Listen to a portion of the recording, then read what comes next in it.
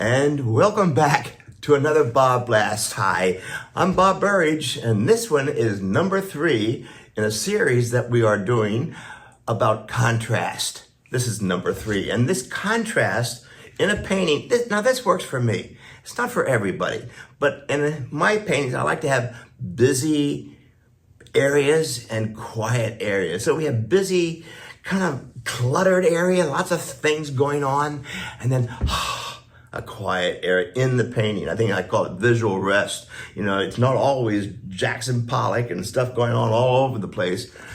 In fact, I like to take a Jackson Pollock types of clutter-ish kind of thing and simplify some areas for me for visual rest. This is how I do it. Well, here's one a series I'm working on right now called Elevators. And so I'm going to have busy elevators, rooms, and then simple, quiet ones, that kind of thing. So there's a visual difference, and you can start to see the story in a kind of a goofy way. Here's a large one here. Quiet areas. What's so nice about a quiet area, you can put a focal point in there. I mean, it doesn't get any more obvious than that, unless you're down here in the cluttered area. So I kind of like that back and forth all the time. Here's another one. This is part collage. Lots of clutter, lots of paint, lots of stuff going. And then we have quiet on both sides. And just to entertain myself, I put one more focal point over here. Just entertaining myself in the studio, which I like to do. Here's some more. This is part of my Good and Plenty series, the Candy Good and Plenty. There's the box color. And again, the same thing going on here. Collage, drawing, stuff going on. You know, clutter. And then, get them out here. That's a good place to put the focal point because it's all by itself. Pretty easy there. This is all drawing and different values of gray that I'm doing. Lots of scraping and scratching and drawing with the colored pencils, black pencils, water-soluble Derwent pencils, and just washes. And I just like to make things almost antique, like they've been around for a while. So this looks like it has some history. There's the story in there. But look at all the busy areas and then the quiet areas. Pretty obvious stuff. So let me do one for you where I take a busy painting, way too busy, and let me see if I can get the busy areas and the quiet areas all taken care of. Let's get started.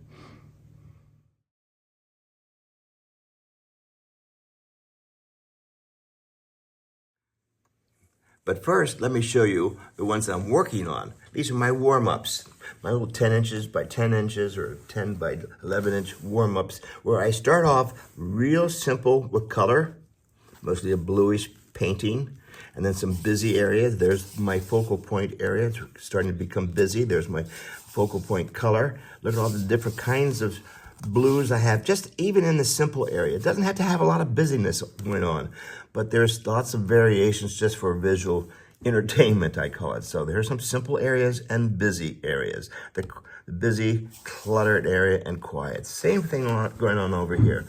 These are just my warm-ups. Mostly the dominant color is violet. Pretty obvious, the focal point, and the 2 spice colors. Just sketching. These are actual paint sketches that I'm just warming up before I start working on the bigger ones. So here's another one that I'm working on. This one's mostly reddish, right?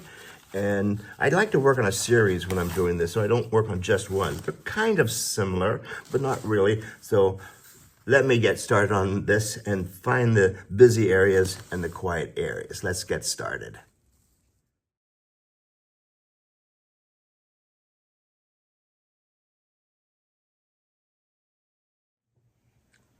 So I paint on a flat table. Here's my big bucket of water, a couple of brushes, no tiny brushes here.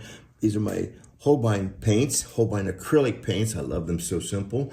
And simple in red, yellow, blue will be the colors I'm going to be using. Actually, it's the primary magenta, the marigold, and primary cyan. So it's not straight red, yellow, blue. And of course, some white. Let's get started. Here are my 2 paintings. Started to work on a series. In fact, when I do this kind of work, I like to work on many at the same time in a series of the same color, same compositions with variations on a theme. It keeps me loose. That way I don't have to treat each painting as, oh, this has got to be the most perfect painting in the world. I only have one time to do it. But when I do 6 of these, I have a lot more looser moments, and the more I get to paint the same painting over and over and over. It's called practice, right? So here we go. Wet the brush. Now it's pretty busy. It's all over the place. I don't have any quiet areas to go to. And I do, for the purpose of this particular video, is to want to start to simplify and quiet areas down. So I'm going to get some white paint. By adding white to a color, it's going to make it opaque. I'm going to turn this one mostly blue. So here's my blue paint, mixing my own big brushes. Beautiful color. I might make it even just a little bit darker. There we go. Ooh. Nice. Now I'm going to sneak in here some magenta, just to give it a, whoa, look at that color. Wow. With my brush, and here we go, simplify. I love this color. So that's obviously the focal point, lots of busy areas.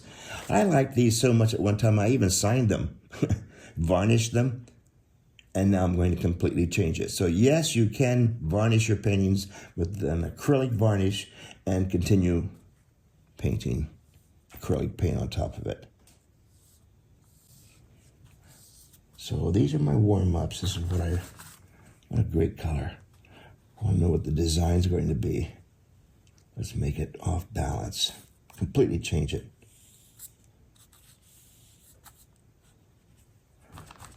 So I have quiet areas. This is going to be more quiet. There we go. I just subdued it. Didn't make it completely quiet.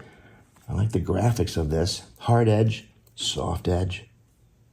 Focal point wants to be more into here, and so I'm going to really emphasize the focal point.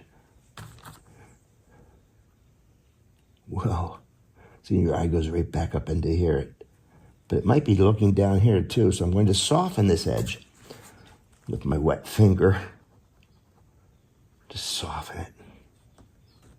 Puts it out of focus. See how that your eye now goes up into the part that's focused. Yes, I should be doing this with a brush, but a finger's quicker. See how your eye now goes right to that part, because it has the most contrast at this point. It's hard-edged. But we still have the... There we go. Oh, yeah. Quiet.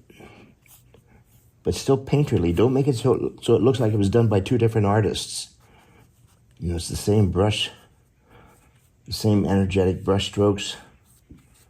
It looks like it was done by one person, not completely two different styles. And I'll move over to the next one. Since I'm working on this one, let this one dry for a little bit. I'm coming over here to the busy area. Where's the busy area? I'm going to say up in here. So here again, this is what I would do. Make this part simple. Simpler. There we go. Quieter. Completely changing it, huh? Well, it's a small painting. This is the time to start changing things and play with it more often. Experiment more. It's not that big of a painting. I like some of this stuff that's going on here. Same situation. Quiet areas, busy areas. And that's number 3 of the contrast series that we're working on. Even in this series of busy areas and quiet areas, there's still a lot of contrast. Well, I hope you've enjoyed this series. Take those 3 things and put them into, or at least consider them into your next painting. And watch how the painting starts to build on itself. And you're just there for the ride. Hey, I hope you enjoyed this series of BobBlast. There's a lot more coming. And pass it on to your friends and keep your brushes wet. And I'll see you on the next BobBlast.